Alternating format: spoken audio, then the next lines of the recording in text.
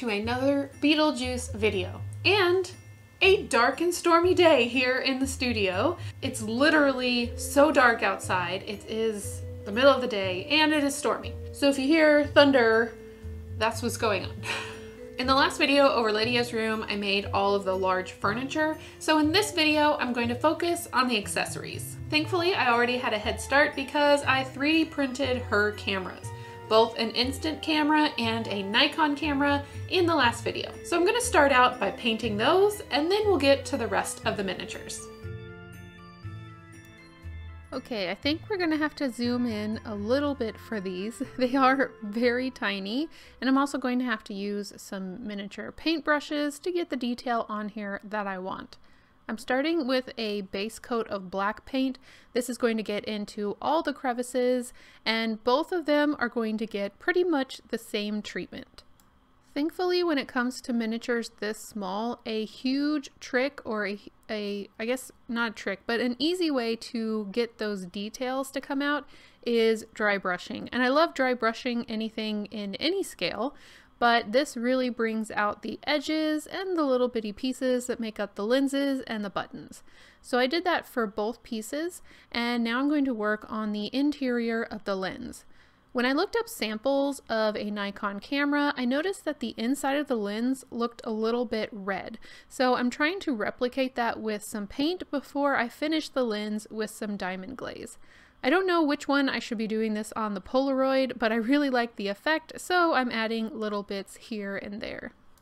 I looked up several samples of Polaroid cameras or instant cameras, and some of them were two-toned, so I'm going to use a gray two-tone on this one, and I'm using a toothpick to get the very tiny small details that are the buttons that are in a couple places. The craft paint that I'm using to paint these is very matte, so I want to make them a bit shinier to reflect the metal or plastic material they would have been made out of. I'm using toothpicks that I glued into some foam board. I'm adding a little bit of hot glue on top of the toothpicks, letting it sit for just a second, and then adding my cameras on top so that they take hold but aren't glued permanently. I sprayed it with a gloss spray, and you can see how well it looks on the outside body of the cameras. I'm going to be making the lens inside the Nikon with some diamond glaze. I really love this stuff as an alternative to resin when it comes to working on things that are so tiny, because I feel like I can use my fingers, it's not toxic like resin, and I can get it into the spaces that I want or clean it off pretty easily. Unlike UV resin, I do have to wait for it to dry, so I made sure to clamp it and set it to the side. I want to make a camera strap to go on the Nikon camera. I'm going to use this old piece of fabric that I put black Mod Podge on one side. This is how I make my faux leather. So on the other side, I'm adding just a green acrylic paint, and this is going to give one side of my strap a green color and the other side is going to be black. Once everything's dry, I can use a sharp craft knife to cut through the fabric to create my straps. Because I use Mod Podge and paint, I don't have to worry about the edges fraying because they're pretty much glued down.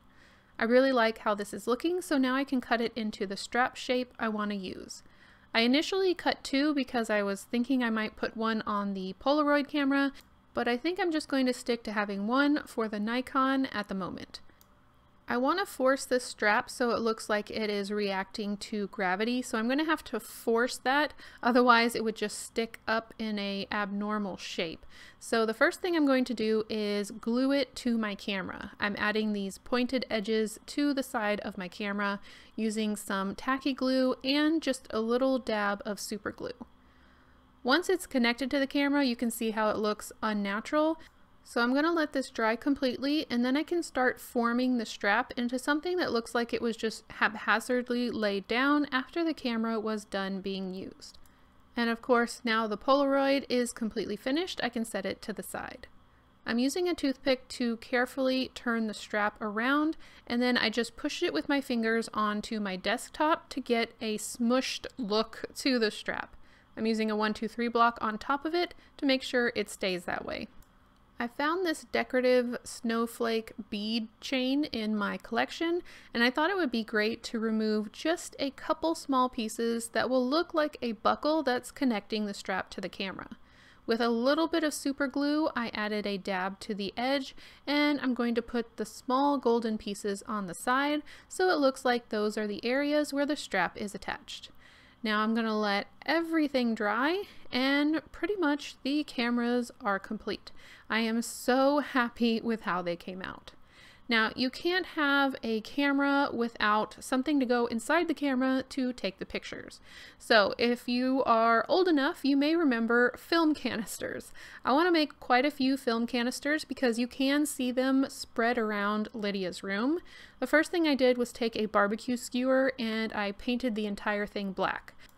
Very carefully, I'm using my easy cutter and twirling the bamboo skewer inside the easy cutter as I cut through. This will make an even cut instead of something that's more at a diagonal. Then I'm going to use some sandpaper to even out the bottom and then paint the bottom so that it looks like a completed canister. Now I had to solve the problem on how to make the little gray lids. So these had to be so tiny. Instead of making another piece, I decided to mix some wood glue and some gray paint together, and I'm literally just going to dip the canister into a very shallow bit of this mixture, and this is going to coat the top of the bamboo skewer. Now because I added wood glue is better at holding its shape, so it's going to look more like it has a lip going over the edge of the canister. I added a bit of masking tape to my 1, 2, 3 block so I had something to stick it to. Because these are so tiny, I had to be really careful about how I handled them so I didn't just drop them into paint. I dipped each one 2 times and then they were also ready to be sprayed with the gloss spray. Once they were done, I could take them off of the hot glue skewers that were helping me spray paint them, and then they were ready to be put into the scene. You'll have to let me know if you ever had these in your household and what you used them for. I used mine for bassoon reeds, so all sorts of uses for these. I couldn't wait to the end of the video. I had to put the camera onto Lydia's bed to see how the strap looked, and I'm just so happy with how it came out. I also made some instant camera photo prints, but I didn't record that part, so I'll put in a few photos. Basically, I laser cut the instant photo frame, and then I found some magazine pages that had really small prints on them, and then just glued them on top and cut them out. I made a whole kit for this Polaroid or instant camera. It is in my shop, which is probably closed when this video is going up, but you can check it out at the beginning of each month. I always open it on the 1st of each month. For the rest of the minis, I am going off of this reference photo. I had to brighten it a lot to actually see what is in her room. It looks very sparse, but there's quite a bit more in there than you originally think. And because her stage room is really huge and my dollhouse room for her is really small, I'm going to start by combining 2 of these things together. I'm going to combine the snake plant that's sitting on top of a pedestal and this weird blobby red skull thing. I grabbed all the supplies I thought I was going to need, including my skeleton jar. Now, I don't know if you have this problem with your skeleton jar, but they were just getting all clogged up and I could not get what I needed out of the bottom of the jar. So I worked pretty hard, got all the body parts except for a skull out, until finally one came loose. You'll have to let me know if you have this problem as well. Finally, I got the skull that I'm going to create this planter out of. Initially, I thought I was going to paint it red like the skull thing that's in the reference, but I do think I'm going to stick with black and simplify my color palette for the room a bit more. These dollar store skeletons are really great to create a lot of things out of, but they do tend to have a lot of seams and unevenness. So I sanded down the seams and then I prepared to create the hole for the planter. I wanted to protect my desk because yes, I have previously drilled a hole in my desk. And then I used a tool to help hold it so I didn't risk injury to my fingers. Very slowly I was able to drill through the plastic, and this is not a hollow head, so it was quite a bit of plastic that came out of it. I thought it was hilarious that it was still stuck and it looked like a little hairdo. You look lovely, my darling, but we are going to have to get rid of that so we can fit a plant inside your head. So I pulled all of that out, and we don't need a lot of room because I'm just adding a few wires for a snake plant, but I did need some area in the skull so that I could add the leaves in and be confident that they weren't going to go anywhere. The skull itself does not sit up very well, so it's going to be a very wobbly plant base unless I do something about that. I'm going to be using some paper clay that's going to fill out the base of this planter and make it a lot more stable. I'm adding it onto this piece of wood temporarily so I have a flat surface that I can move it around on if I need to. This is going to be wonky all over, so I'm not trying to be too specific about how I build up this base. I just need something that flattens out the bottom. I added a chunk of clay to the bottom, and I made sure to add some tacky glue between the skull and the clay for extra adhesion, and I just started pulling the clay up onto the skull and trying to combine the two together so it looked a little bit more natural. I added some more clay on the back of the head to cover up the Made in China that was stamped there, and then I just went around the edges to soften any of the parts that were connected to the piece of wood. I'm going to let that dry off to the side and start working on the snake plant. Now, I've done this same process before that I mentioned in another video where I made the really giant leaves that are on the first floor. I believe it was Little Gretchen's Workshop, her technique, so I will link that plant video again. But all I'm going to do is sandwich this wire in between two pieces of masking tape and cut the shape of the leaf that I want to create for my snake plant. These are going to be very long and thin, so they were really fun to cut out and pretty easy to create. Before I make several more of these, I do need to check it with my planter to make sure that it has the right proportions and I like how it looks. And so far, I think it will look pretty interesting. So I made 5 more of these leaves, making them various sizes, and I got a piece of foam to stick them into so I can hold them up as I go along and paint each one. Back when I created the Beetlejuice front lawn, I created this mixture of green paint and Mod Podge. This is going to be perfect for these leaves because it will seal my 2 pieces of masking tape together and paint the leaves base color at the same time. After doing a couple coats of green on each leaf, I could move on to the snake plant markings, which these I just looked up online, and it was kind of like a long, thin yellow line on each side, and then a smaller, more see-through yellow on the inside. I'm not great at miniature plants, I just try my best, and so these were really fun to make, and having the wire in the center helps catch a little bit of that paint, and it does make it look like a leaf that is divided in the center. So this was how I ended up making my snake plant. Someone who knows a bit more about the plant itself might be able to make a more accurate version. Once the paper clay was dry, I did a base coat of black paint over the entire thing. I felt like this was necessary to do before I could add in my plant. To make sure that the leaves are going to stick inside the planter indefinitely, I'm going to take a pair of tweezers and then just bend the very end of the wire to make sure it has a little L shape. The reason I'm doing this is because I'm just going to add a dab of hot glue inside this hole, which unfortunately I did with the camera off, so sorry about that. But as I added the dab inside the hole, I added in my plant leaves, and once it cooled down, there was no way I was going to be able to pull the leaves out because they have a little hook inside that's holding them in place.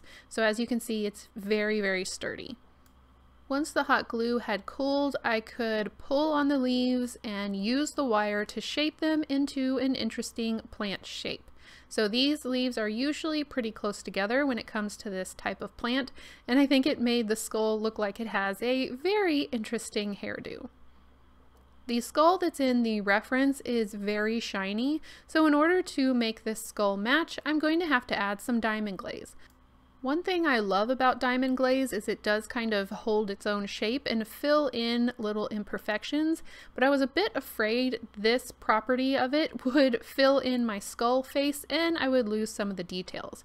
So before adding the diamond glaze, I dry brushed over the entire thing so you would still be able to see the skull outline even if the diamond glaze was added. It's going to have a blue hue at first, but when it dries, it is completely clear and it gives a beautiful shine to this piece. Unfortunately, I didn't get a final shot after it completely dried clear with my video camera. I did get a shot with my phone. And the pedestal, interestingly enough, is working perfectly for this diorama from the reference, and I don't have to do anything to change it. So I will put both of these in the scene at the end of the video, but here's a look at how it's looking right now. I promise we'll put all the individual miniatures with the large furniture at the end of the video, but for now I want to just keep going and getting some of these things done. The next thing I'm really excited about, I'm going to work on this little doll that you can see in the corner. As you can tell, I think it's supposed to be a reflection of Lydia herself. When I made my Addams Family dollhouse, Wednesday needed a doll, and I decided to purchase one from a very skilled doll artist because making the human form in any scale is really complicated and difficult. Making it in 1/12 scale is really difficult. I'm still learning that process. So making a doll for a doll just sounded impossible. But because Lydia's doll is a bit more simplified, I am going to give this one a try, and I'm kind of excited about how I want to do it. I'm going to be using cotton swabs. So let's get started. I don't know where this idea came from, but as soon as I saw that little doll, I knew I wanted to make it out of Q-tips or cotton swabs. I'm also going to be using some cotton balls, so this project is actually being made out of some pretty simple materials. So if you like this project, hopefully you'll be able to find everything you need in your house. So the first thing I'm doing is cutting off the heads of the cotton swabs. I am not going to need those except for one, which is going to become the head of my doll. In order to create the head, I'm dipping it into some wood glue and I'm going to allow it to dry. I'm going to hang it upside down so any excess can drip off, and I'm going to dip it at least 2 or 3 times. I can't remember how many I did. I don't want it to get too big and have too much glue on it, but I do want it to have enough so that it looks like a nice smooth porcelain surface. So this is how it's looking. It is a little smushed on the top. That is okay. As long as I have an area that's flat for a face, that is perfect. Everything else will be covered by some sort of hair. To create the area for the eyes, I'm just using a very small ball stylus and pushing into the glue before it's completely dry. It's kind of this very in-between stage where it's dry to the touch, but it's not necessarily dry on the inside. While the head continues to dry completely, hanging upside down, I am taking a file and carving a little bit of an inlet into one of the sides. This is so that I have a little bit more surface area to glue these pieces together so it can become the interior skeleton of the doll. I'm adding some glue into the notch I just created with the file, and this is going to be the upper shoulder blades of the doll. In order to glue it together, I'm gluing it underneath the back of the head and then allow it to rest on my work surface so it can glue completely. I'm going to do this on a second Q-tip piece and glue it a little further down. These are going to be the hips of the doll. Because I don't need the rest of the head stick, I'm cutting that off, and then I'm going to cut off the hip and shoulder joints very short so you have something that looks like this. I know it looks very strange. I realize that. So just trust me on this process. We'll get there. I'm using a hand drill, which is actually an old craft knife base, and a very small drill bit to drill through each individual joint area. And as I'm going along, I'm just double checking the eye sockets. I wanted to point that out because sometimes wood glue can kind of heal itself. So anyway, I cut some more pieces from the cotton swab that look like the correct arm and leg length to me, and I'm going to drill into those pieces as well. So each arm and each leg are going to have one side that has a drilled hole. Now here comes the tricky bit and the part that took me probably the longest, excluding dry time. I am going to try and put this one piece of embroidery thread. I divided a 6-string embroidery thread into just one piece, and I had to get it through the hole. I used the drill bit, which chewed up the end of the string a little bit, but it did work, and as long as I could pull the string through further, I had a healthy bit of string that was going through the joint. Then I put it through the shoulder joint and I had the 2 pieces connected. Now I am horrible at making very small knots. I hate it. It's so clumsy. My fingers don't want to do it. So instead of tying knots, all I'm going to do is put a little bit of glue and then start twirling the string until it is kind of the length that I want it to be. Then I added a bit more glue and glued it down to the side of the Q-tip piece, and that's how I secured my strings. So I didn't do any knots, I just twirled and stuck it down. Now to fill out the interior body of the doll, so it isn't just like a stick-thin skeleton, I am going to add a little bit of this cotton ball. Cotton balls are really cool because you can actually unroll them into a single piece of cotton, and I'm just going to pull off one little bit. You really don't need much at all, and I'm adding glue to the little skeleton, and I'm going to mostly put it around the stomach area just so that it fills it out a little bit more to look like a human body. I have to admit my favorite part of making dolls in 1/12 scale is kind of filling out the midsection, and that really kind of gives your character a lot of shape and interest. I did realize I had to make a dress for this and I wanted a waist for that dress, so I used a bit of embroidery thread to go around the cotton and secure it in place. I added a little bit of glue and let it dry. So this is the point we are at now. It was the next day and I realized my head had kind of shrunk into a tiny yellow raisin. So in order to smooth it back out and fill in any of the little wrinkles that I didn't want, I'm putting a coat of diamond glaze over everything. This is going to give it a smooth porcelain type texture to paint on top of. While the head was drying, I decided to work on the little boots. All I'm going to do is cut off a little piece of the cotton swab and glue it onto the end of the foot so it looks like the foot is facing forward. This was much easier to do after the limbs were already connected because I didn't have to worry about which way the leg went. I also wanted to add a tiny little bump for the thumb on each of the end of the arms so that it did look more like a hand. So I'm just going to add the tip of a toothpick. So tiny. I'm adding that onto the edge of the end of the arm, and this is going to give me the appearance of a hand, hopefully. To build up and solidify these areas just a bit more, I am going to dunk each foot and each hand in some diamond glaze, and then of course scrape off any of the excess so it's not too lumpy and bumpy. But this is going to make sure that my foot stays completely together, and it just gives it a little bit more bulk so it could look like perhaps the doll is wearing a pair of shoes. And then of course it looks like the hand is just a little bit more bulbous than the rest of the arm. After a lot more dry time, it was finally time to paint.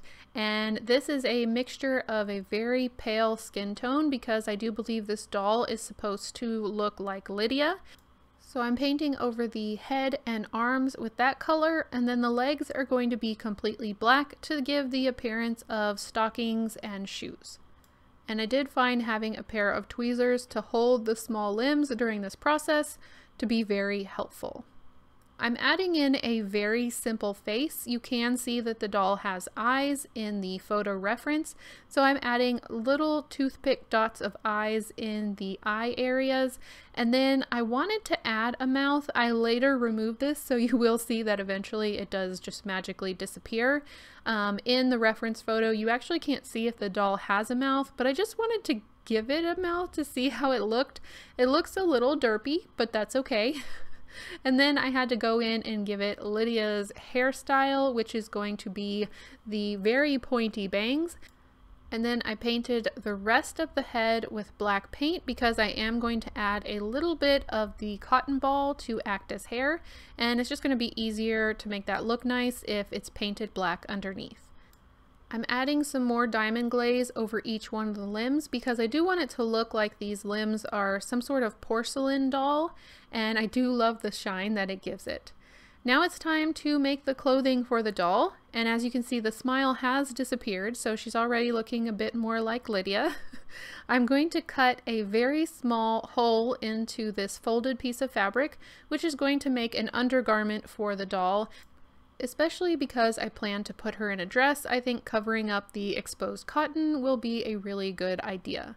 And the material that I'm using is an old pair of black leggings, and they're stretchy, which makes this process so much easier. It's just a folded piece of fabric with 2 little holes cut in it that I shoved the legs through. And I'm just using glue and folding it down until it fits on the body pretty well. So this is the part that you won't see. The next part is actually very similar. It's just another rectangle of fabric that I folded over. I'm going to use the scissors to cut a very small hole for the head. At this scale, I don't feel skilled enough to create any kind of collar, so having a stretchy piece of fabric that I know will fit over the head really well is going to be beneficial. So now the rectangle is folded over the front and the back of the body. At this point, she's really reminding me of something. I can't quite put my finger on it, but hopefully by the end of this, she'll look like Lydia. So to start making the dress, I put a couple dots of glue on either side of the waist, and then I'm going to push the back of the dress into those areas. This is going to start to give the dress the shape that I want. Once that is completely dry, I can add some more glue on the outside of the dress, and this time I'm going to push the front of the dress into those areas, which is going to create another shape on the front. Now, I did find that it was pushing the arms back in a way that I did not like, so I'm just going to cut a couple little snips into this fabric, and then now the edges of my dress can lay down flat. Thankfully, this fabric does not fray, so I don't have to worry about it too much. I added a bit more glue to those flaps that I just cut by adding those snips, and then pushed them down and let everything dry completely. I wanted a bit more of a waist to the dress. I didn't have any black embroidery thread, but I had this dark blue that I think will still work. So I glued it to the front, let that dry, and then on the back, I just started to twist it. Again, I didn't want to make a little tiny knot in this scale, so as I'm twisting the thread and twisting the doll, it's getting tighter and tighter to give me more of the dress shape that I'm looking for, and so it doesn't look so much like just a giant cloak over the entire doll. Once I'm happy with it, I just added a little dot of glue onto the string, spread it out with a toothpick so it was rather thin and would hopefully dry fast, so I didn't have to hold on to it too long. And that was how I created the very simple dress. To create the hair, I'm going to try and use this cotton ball and some Sharpie. As you can see, that was not working well. I could not just color on top of the cotton ball, so instead I just started pushing the Sharpie down on top of it and allowing the ink to soak through the cotton. This did work for a very small section, and do allow it to dry before you start working with it. I thought it would dry faster than it did, but it did take a while. I must have put a lot of ink into it. Thankfully, I don't need very much of this material. I do not suggest using this to make anything larger than a very small doll because it mats the fibers together with the ink, which made it a little bit easier to apply to her head. However, it just looked very flat. I did find that I could go back with a toothpick and kind of push the cotton fibers out a bit to make it look a little bit more fuzzy and a bit more like hair. For the top messy bun that Lydia typically has, and it looks like the doll in the reference has, I just kind of squished up some of the cotton, added a little glue to the bottom, and glued it to the top of the head. I left a little tail and then squished that down with some more glue so it does look like her messy bun in the end. So this is my little doll. This is how it came out. I'm actually really proud of her. I think this is probably as complicated of a doll that I would be interested in making in this scale because it was really complicated for something to look so simple in the end. But as we know, this was not simple. It was a process for sure. Okay, so she's a little creepy, but that fits the theme of the project. But I'm so glad I gave this one a try. I'm pretty happy with how she came out, and I'm a bit more confident that maybe I could make dolls for dolls in the future again. Maybe. Originally, I didn't catch on to what she was leaning against, but once I had brightened up the photo, I could tell it's something that I actually own. It's a portfolio. If you haven't seen one of these before, it's basically a large piece of luggage, I guess you would say. I don't know if luggage is the right word, but it's built for holding large flat pieces of artwork or photographs. And because photography is such a large part of Lydia's character in the movie, I've decided that I just have to make it. So let's get started on the final accessory I'm going to make for Lydia in this video. Ooh, the thunder is really rolling. Sorry. I started by making another large piece of fabric that was covered in black Mod Podge. This is 2 layers of black Mod Podge, and as you can see, it kind of does seep through, so make sure you put something underneath it if you try this. I'm using 2 thin pieces of felt material that's going to be the inside of my portfolio. I want to keep whatever I put on the interior very flexible because when you see it in the movie, it's kind of slumped against a wall. So I don't want it to be too stiff when the piece is completed. So these pieces of felt are going to thicken it up while still allowing it to bend a little bit. Once I have the size that I like, I'm going to cut out the piece that's going to make up the entire portfolio. I don't want to use all of this. The rest of it will be saved for a future project. I am always needing fabric that's covered in black Mod Podge. It just comes in handy all the time. After I felt like I had the size right, I could work on the bottom of the portfolio. If you've never had a portfolio, you may miss the fact that it has a very stiff bottom, but that is to make sure it protects the work on the inside. So I'm going to use this old piece of craft wood and glue it just underneath the felt. This is going to make it very secure and stiff, and it's always just a little bit wider than the portfolio room. So I'm gluing that down and allowing that to dry. To create the sides of the portfolio, I cut some very thin strips of the same material, and this is going to go all the way around the felt that I just glued on.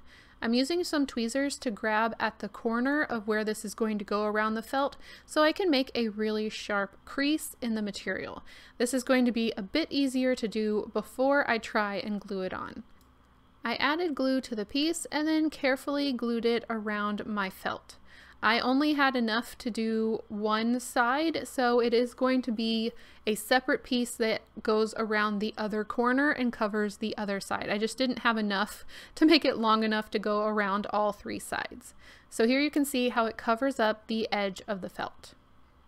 Once that was done, I wanted to make sure that it was very, very securely held onto the original piece of fabric. So I used a lot of tacky glue and went around the edge. I then used a ball stylus to smooth it out to make sure that every single part of it is covered in glue. This is going to make it very strong, especially if I do decide to kind of curve it and push it up against a wall. I know that none of my seams are going to pop open. Once that was complete, I could add glue to the wooden piece that I glued onto the bottom and add glue all around the edges where the other side of my portfolio is going to be glued to the felt. I'm slowly folding it over, making sure that my wood piece is in the center, and then pushing down so that the glue touches every part of the other piece of the portfolio. Once the glue takes hold, I can use my scissors and carefully cut away at the larger piece of fabric.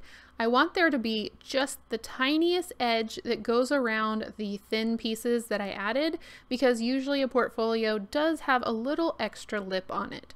So here's what I created after I cut away all of the excess.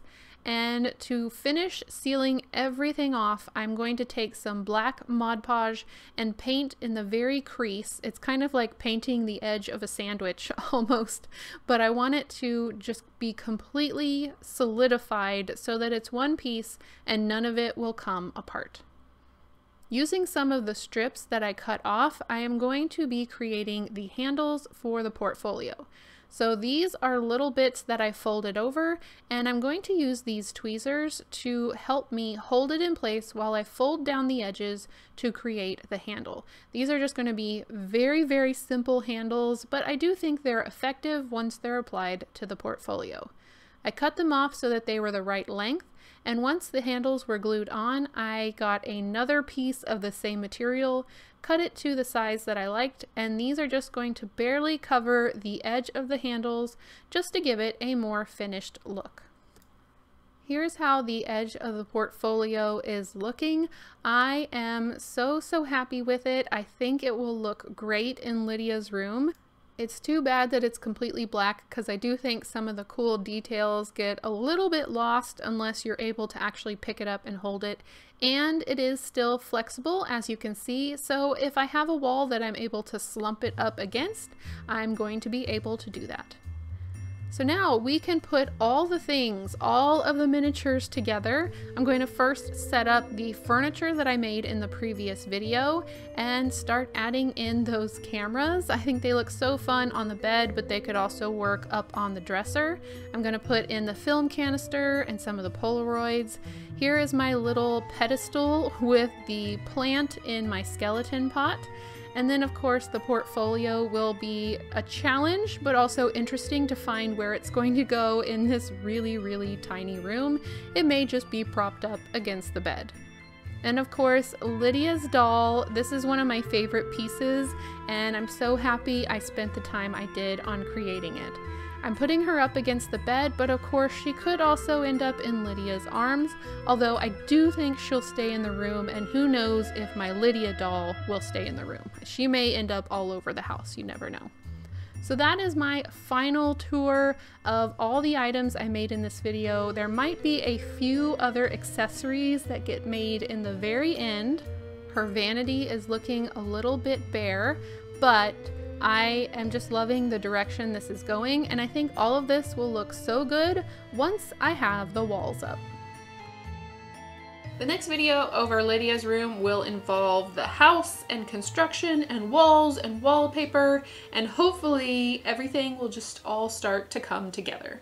I'm still just working on things as I can, so I appreciate your patience. Good miniatures take time, and when life happens, they take even more time, so that's just the way it is.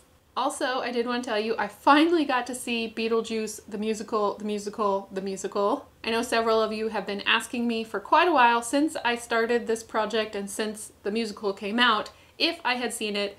I finally have. I really enjoyed it. I laughed so much, and there was also a part that made me cry. I was not expecting that from a Beetlejuice franchise.